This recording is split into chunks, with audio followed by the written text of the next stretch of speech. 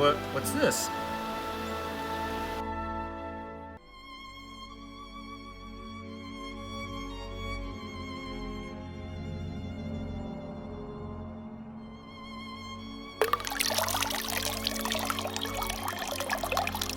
It's a game.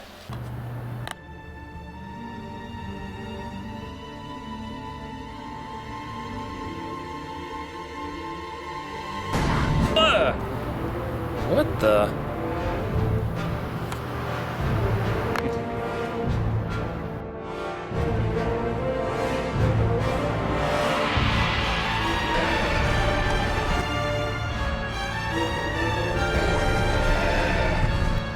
It's mine. My own. My only. My precious.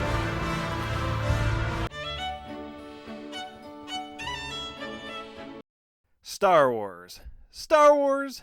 Star Wars. I don't even have to explain what Star Wars is. You know what it is. Star Wars is so big that even the 3 people who haven't seen any of the movies know about it. So naturally, with a franchise that big and that popular, they're gonna make a boatload of games out of it. And Pandemic Studios hit that boat out of the park when they made Star Wars Battlefront and Star Wars Battlefront 2. These ones. Not these ones. So naturally, the bigwigs at EA, with dollar signs in their eyes, wanted to repeat the success. All they needed was to find another huge franchise everyone recognizes.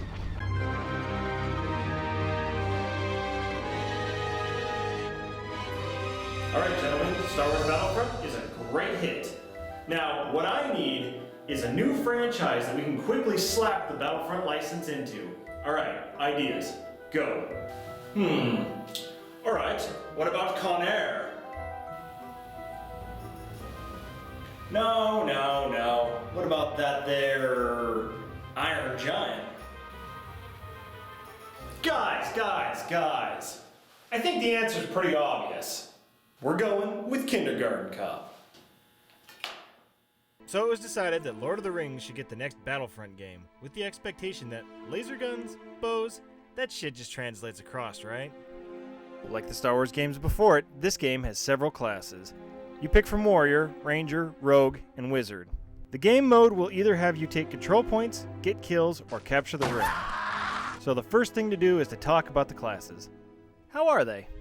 Absolutely pointless. In the Star Wars games, everyone has a gun. That's the thing. It's the future. Well, a long time ago, but whatever. In this game, only the Ranger and Mages have ranged attacks. Yeah, the melee boys get limited throwables, but the only throwing you'll be doing with that is right into the trash. Either of the melee classes are absolutely worthless to play as because all that's going to happen is someone at range is going to shoot you a bunch and then you die. Or another melee man's going to run up in your face and stun lock you to death. And of the 2 classes, you should only ever pick Mage. Archer is alright with its versatility of arrowy stuff, but it's not nearly as powerful as magic. The Wizard gets fireballs and a shockwave, both of which hit multiple targets, a heal, and a barrier to block arrows. As it is in any D&D game and most other games, the Wizard is the best to play as, and all other classes measure up like a hobbit trying to play basketball. Like the Star Wars games before it, this game has hero classes, which is a power-up of sorts that lets you become an iconic character when you're kicking some extreme orc ass. Or elf ass, we don't want to discriminate here. These heroes suffer from all the exact problems as the base classes. The melee ones all suck.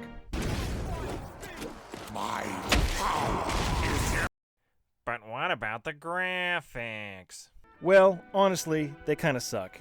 I had a friend mention that this game looks like a game that came out on the original Xbox, which is astounding considering this game came out in 2009, the same year as Assassin's Creed 2, Left 4 Dead 2, Red Faction, Guerrilla, Sacred 2, and was newer than Fable 2, Gears of War 2.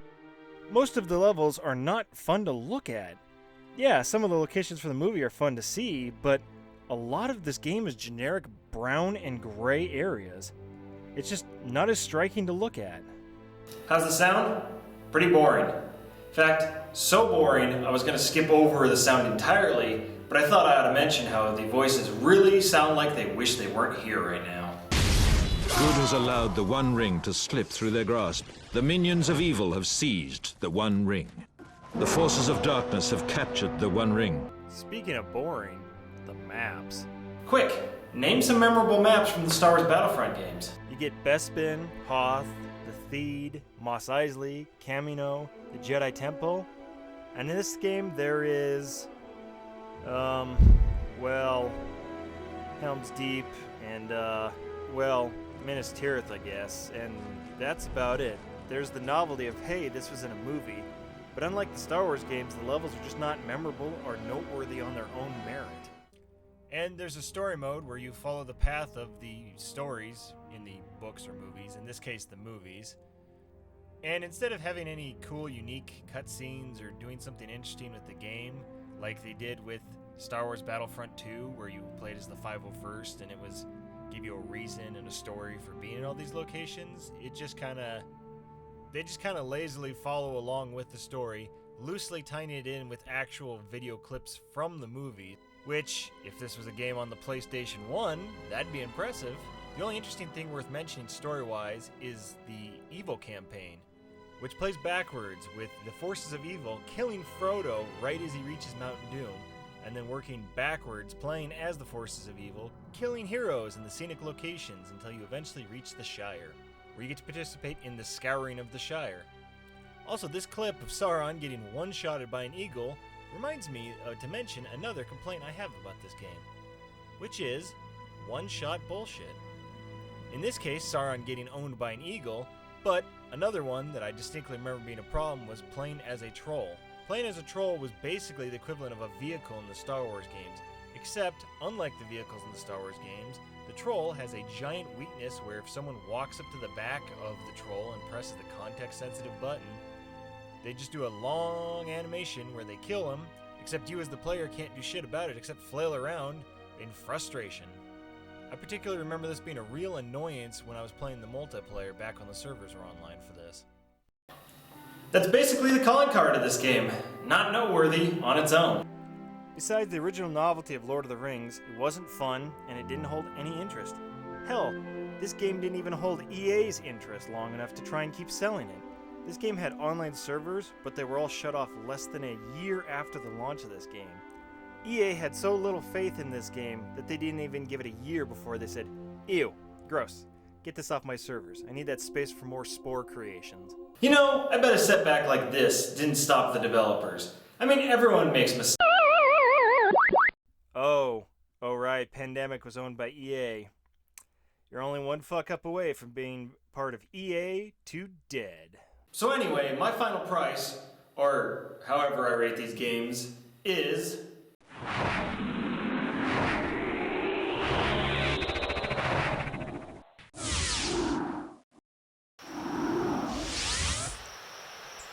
Hey, where am I? My shirt! My hair! What?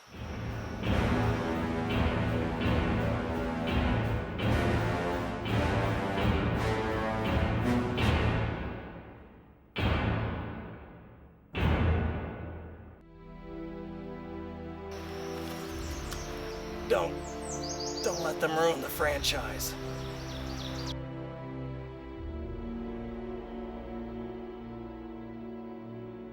The forces of evil have prevailed upon this day.